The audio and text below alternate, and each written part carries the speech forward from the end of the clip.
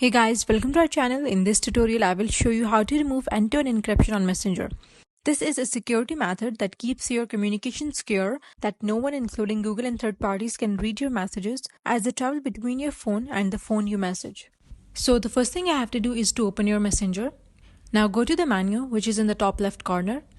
Click on settings which is in the top right corner and a screen like this will pop up. Here choose privacy and safety. You will land on this page. You can see here this option of end-to-end encrypted chats. Click on it. Now tap on security alerts. To end this encryption, make sure to toggle off all the options, and with this, end-to-end encryption will be removed. Now heading towards other solution, go to chat section. Now what you can do is delete encrypted conversation. To do so, long press the conversation and you will find this option of delete. Click on it. Again click on delete to confirm it, and with that encrypted conversation will be removed. That's all for today's video. Thanks for watching. Please don't forget to subscribe.